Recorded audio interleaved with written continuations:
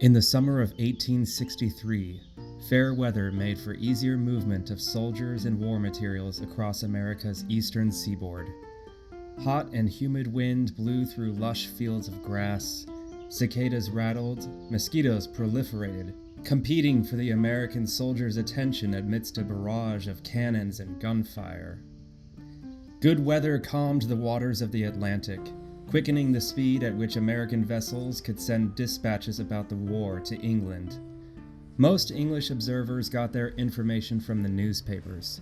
Some had family living in the States, and therefore might have received letters detailing their relatives' first-hand experiences. Information about the war even spread to the provinces. Ilkeston, England, a small village located approximately 50 miles northeast of Birmingham, even had its own correspondent. Caleb Slater, a ropemaker living in Ilkeston, had a cousin living in Reading, Pennsylvania. This cousin provided Caleb with extensive letters about events on the ground, including gripping first-hand reports of the war and the stakes involved, which the Ilkeston Pioneer agreed to print on their pages. In May of 1863, Caleb received a lengthy letter from his cousin that took direct aim at America's pro-slavery camps, be they the Confederates or Northern Democrats. Occasionally, he even criticized fellow Republicans who took a conciliatory stance, viewing it as a lack of commitment to freeing the millions still enslaved. A couple of months later, in late August, Caleb received another dispatch, this one written after the Battle of Gettysburg, where the Union successfully denied the Confederates a foothold in Pennsylvania. The week the rebels were nearest to Reading will be long remembered. All the stores were closed. All the manufactories and all businesses of every kind, except preparing for fight, were entirely stopped.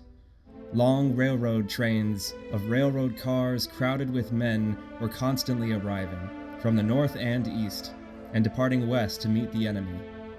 Other long trains carried horses, cannon, and ammunition and artillerymen. They came, and away they went at a speed of 30 miles an hour. Railroads carry munitions and move masses of men quickly. War can be made in a hurry with the iron horse to carry the combatants. Thomas Jackson was the name of the man who wrote those words.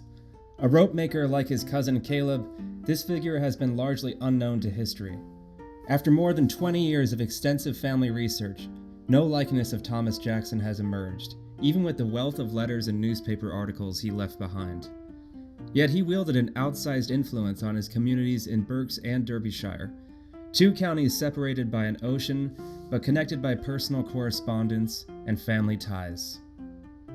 When he arrived in the port of Philadelphia in 1829, apart from being able to afford his passage to America, he had little money and no reputation. He was one of many European immigrants. He came to a country on the brink of momentous change. The extensive railroad network that he later wrote of was a distant dream. The bloody, fratricidal warfare that he described was a nightmare yet to be fathomed. But a new era was on the horizon. Substantial public funds were invested in a network of canals designed to connect the sprawling and rapidly growing economy of the young nation more effectively. Money, goods, information, and people moved faster than ever before. With the memory of the Revolution still fresh, the United States remained fertile ground for dissent and challenges to the established order. The Revolution left essential questions about liberty and equality unresolved, questions that future generations would have to confront, peacefully or otherwise. The colonists weren't the only ones pushing for something new.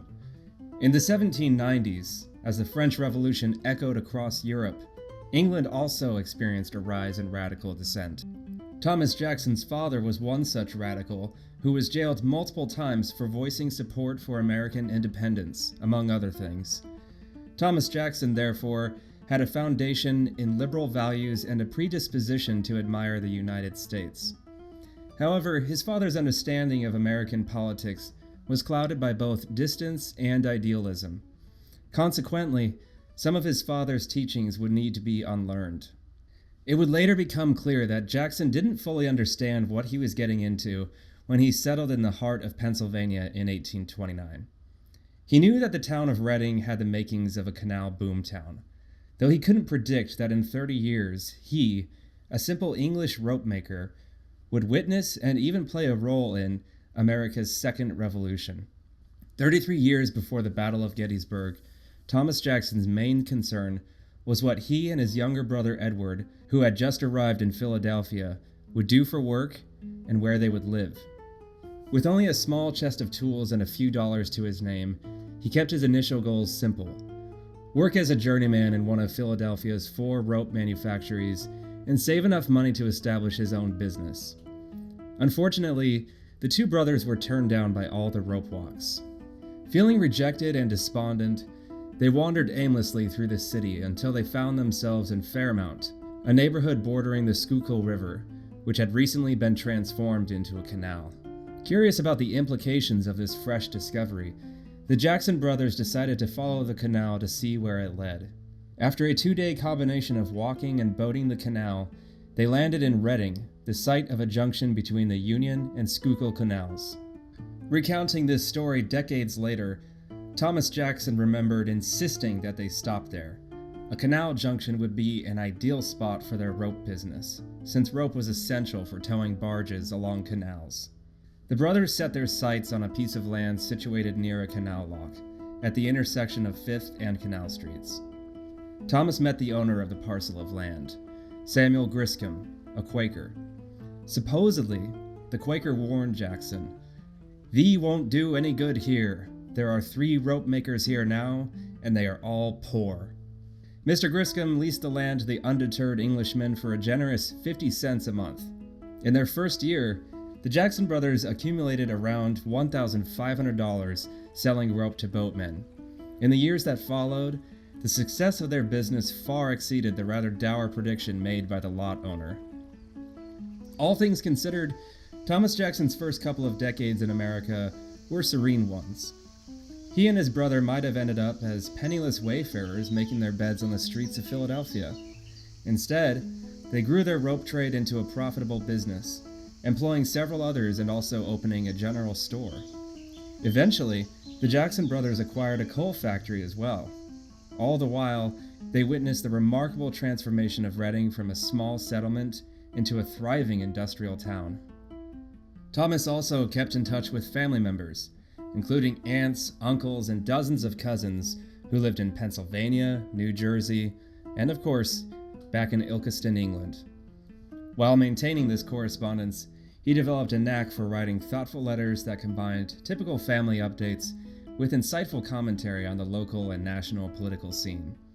To the former, he fretted over the health of his poor old Aunt Riley and sought wellness updates from family members. To the latter, he grew especially concerned with the brewing controversy over slavery. Slavery was the main question that the American colony's revolution against Britain failed to resolve.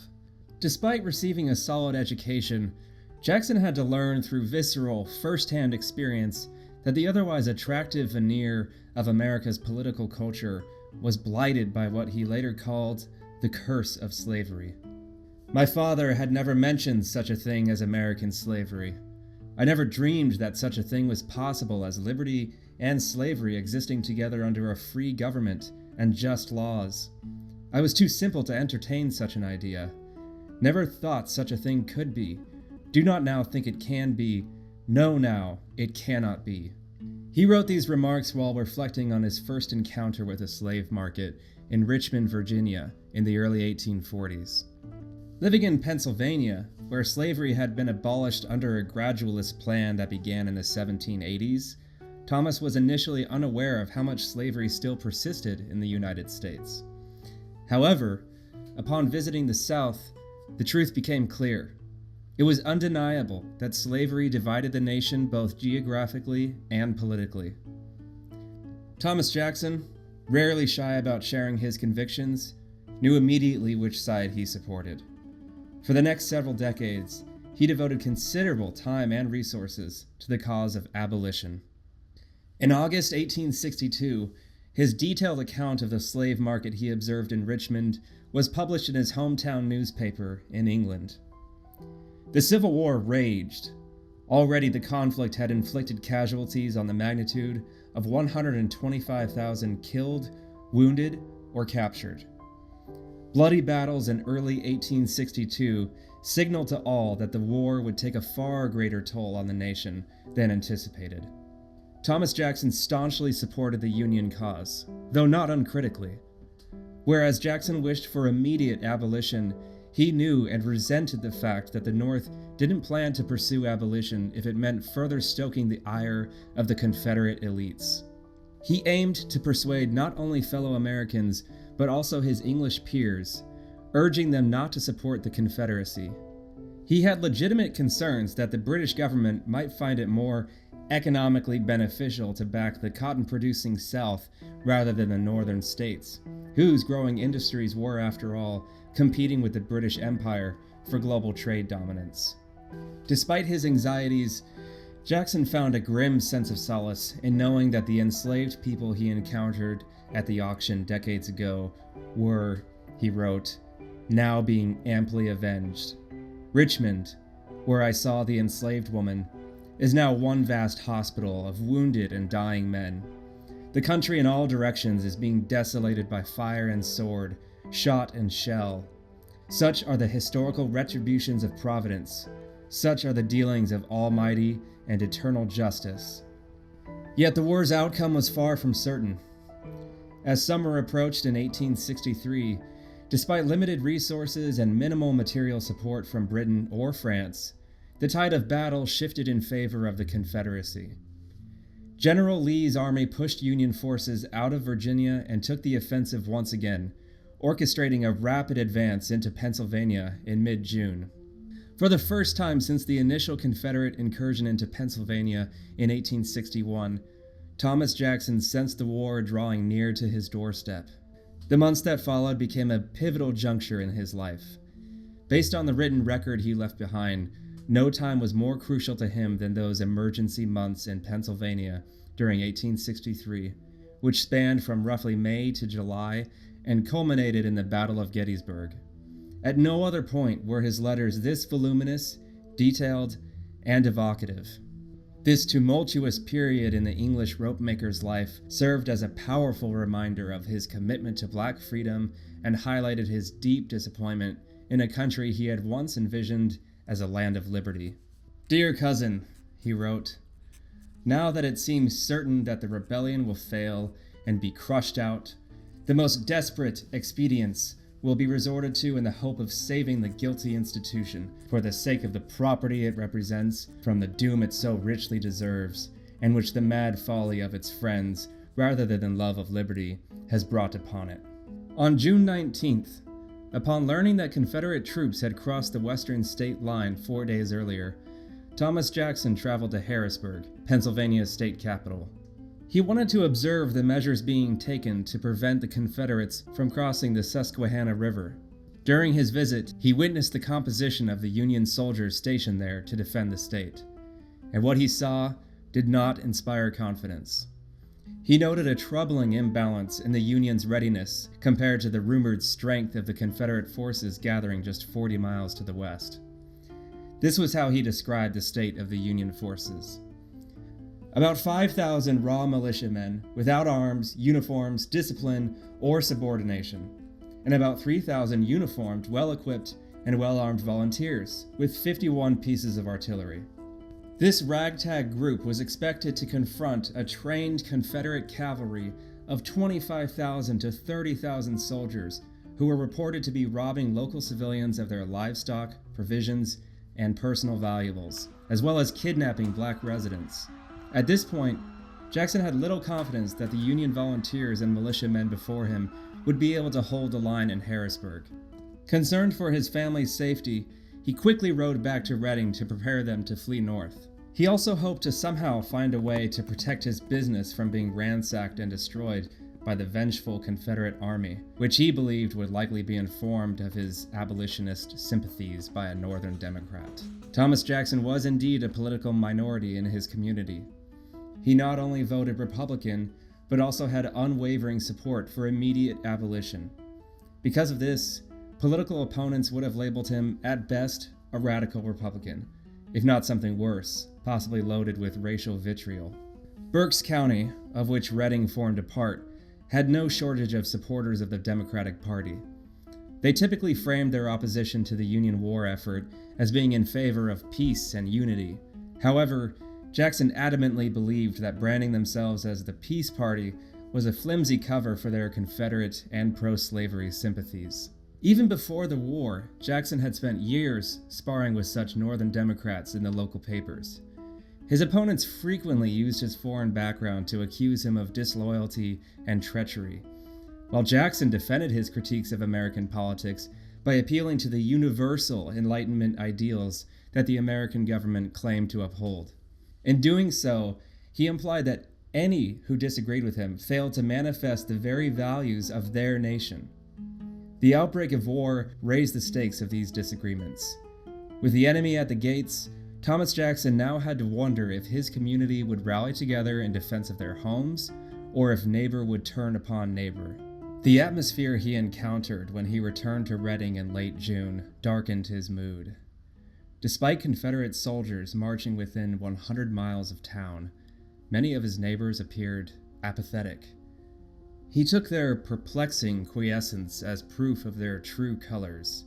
Their nonchalance was a reminder to him of how many, even in the free North, either dismissed the Union cause or actively supported the South.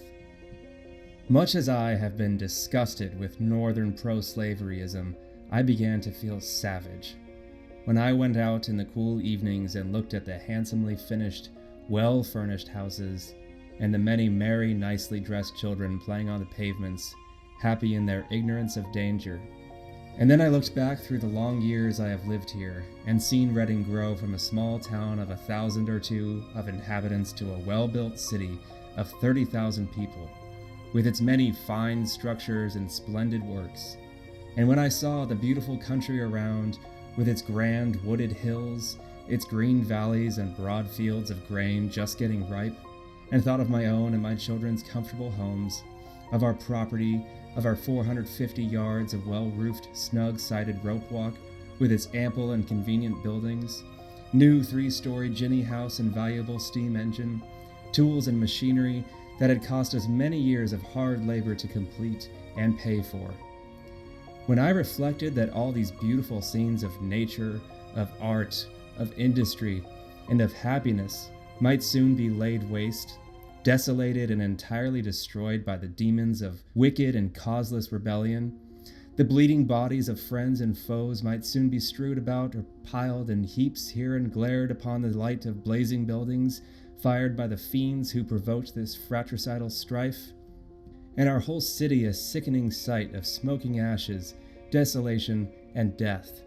And such it might have been, had Lee's army been stopped and routed here, and all this calamity might have come upon us because we had elected a president the man-stealer does not like, and refused to put our necks beneath the heel of the hideous devil of slavery any more.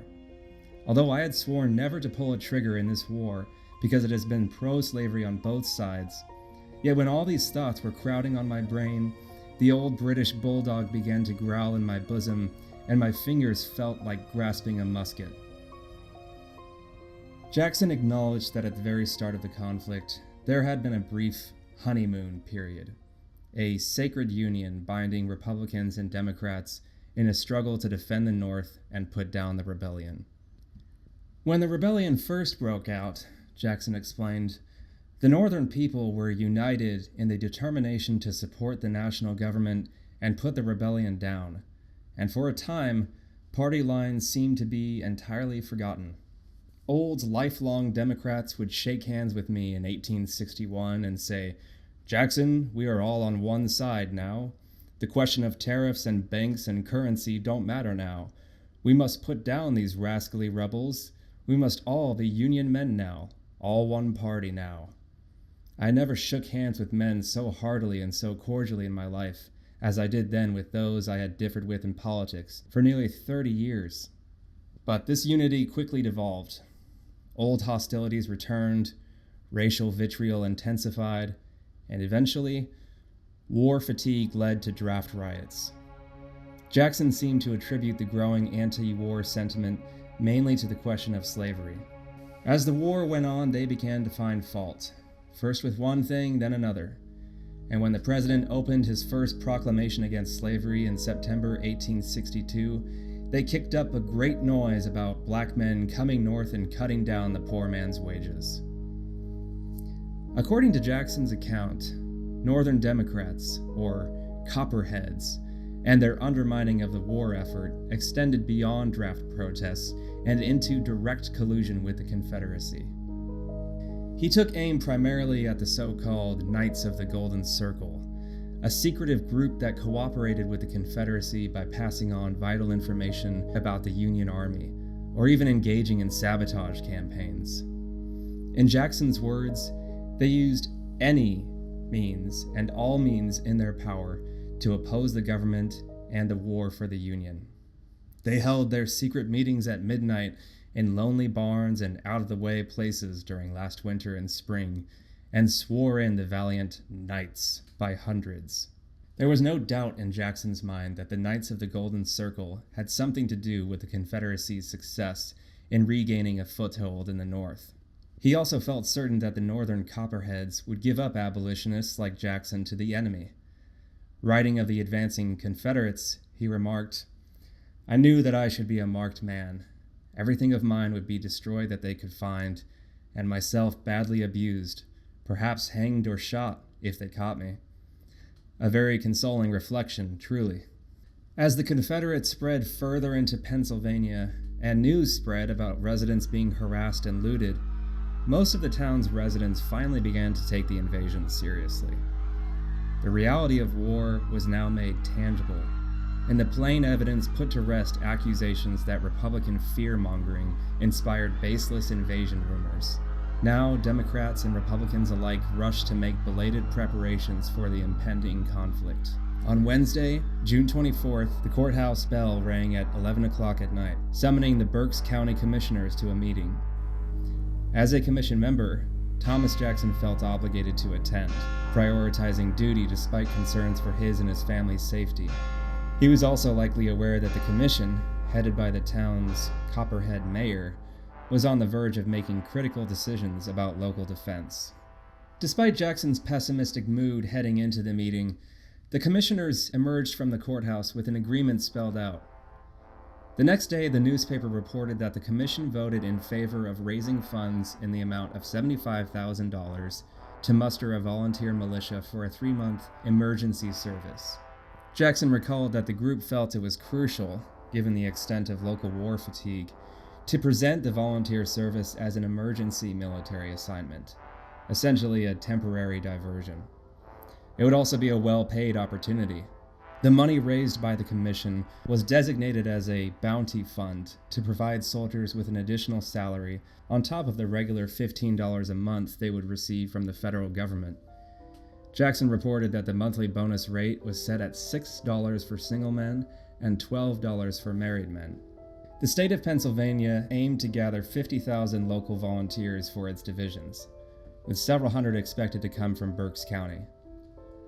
Clearly, the mood in Reading had shifted from the apathy that Jackson might have observed to a sober commitment to the war effort. The minutes from the Berks County Commission meeting reflect this change in atmosphere. In view of the actual invasion of the state by the enemy, the minutes read, "Their rapid advance and the widespread destruction of property, which must inevitably follow, unless their progress is checked, the public safety demands that the troops called for should be raised at once to repel the invasion." The county also ordered all shops and factories to close, except those deemed essential to the war, by the following Sunday. Thomas Jackson, having fulfilled his responsibilities in preparing the county for invasion, turned his attention back to personal matters. His objective was to prepare his equipment and certain personnel for evacuation. He had also arranged for a railroad car to be sent to the factory so that valuable materials could be loaded and sent away. These materials, he wrote, included very nearly all our stock of hemp, rope, packing yarn, and twine. These goods not only represented a significant source of wealth for Jackson, but they also served as critical war materials that could have fallen into the hands of the Confederacy. Instead, they were sent 140 miles north of Reading to safe storage on the other side of the mountains in Scranton, Pennsylvania. Jackson's concerns went beyond the fate of his business and possessions. He was also worried about the people close to him. This included his family, his wife Ruth, his sons Thomas and Henry, and his daughter Matilda. Additionally, he expressed concern about a black employee named Aaron, a young man in his 30s who had a wife and child.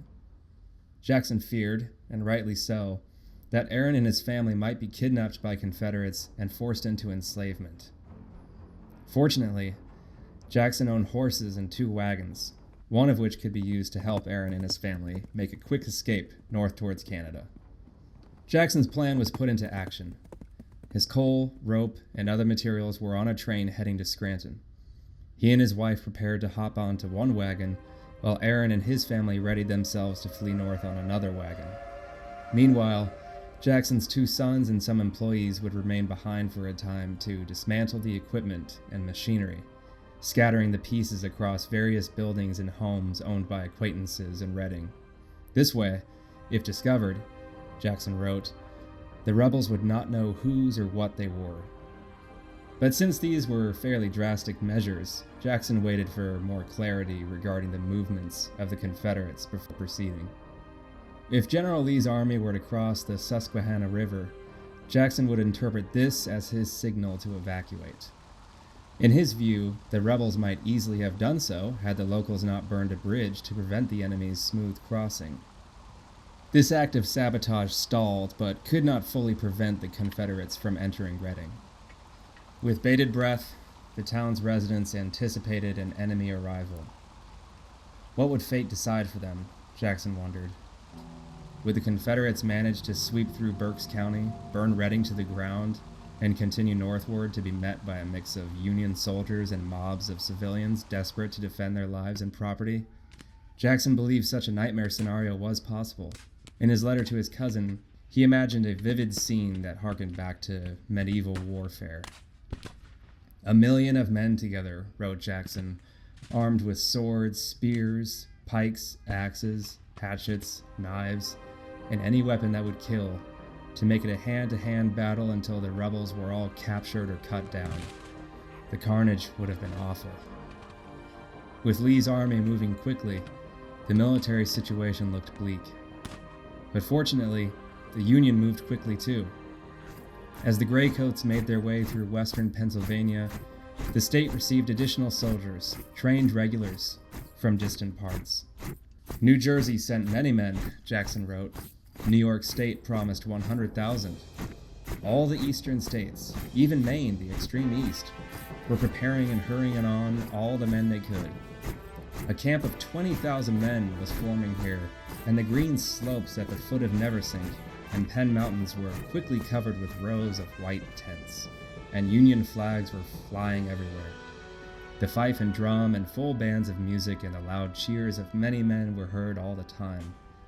Rumors came of the Union Army having reached Pennsylvania and crossed the state line much further south than where the rebels came in. General Lee must have heard about the reinforcements because he opted out of the original plan to send his troops through the heart of Pennsylvania towards the northeast. Instead, he hoped to seize the advantage of a large force of Union men gathering at Gettysburg, about 60 miles southwest of Reading. The confrontation that unfolded there in the opening days of July would decide if the rebels would be able to make further inroads into the state, and perhaps even destroy the North's capacity to conduct further warfare. I believe Lee fully expected to give our army a Waterloo defeat, and then have it pretty much all his own way. But he was disappointed of victory, and would have been disappointed if in its results he had gained it. New York State and the New England states would have sent on men enough to have ensured the ruin of his army if he could not escape back again to Virginia. The 3 days fighting at Gettysburg was a hard battle. I know many who were in it. The Union Army fought on the defensive almost entirely, and repulsed the rebels in every attack with terrible slaughter. After 3 days fighting, Lee found his losses so great that he commenced a rapid retreat towards the Potomac, leaving all his killed and wounded laying on the field.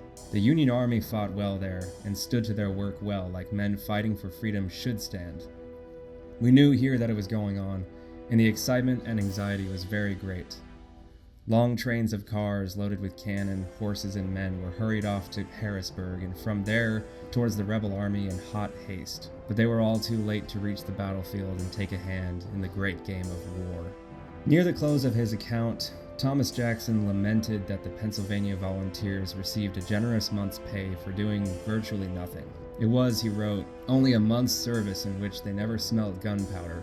For most of these 60,000 emergency men, it has been a big frolic.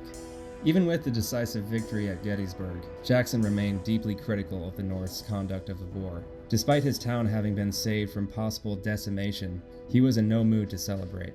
To him, battlefield victories meant little if they couldn't readily be tied to the promise of emancipation. Jackson felt that the war could have ended there at Gettysburg in July 1863, but instead it would go on for nearly 2 years more. Another 2 years of carnage, another 2 years of humans being held in bondage. And so, he wrote, the war drags on a while longer, but the final result never was at all doubtful from the first. Slavery has to go to the lakes and the Canada line, or freedom will go to Florida.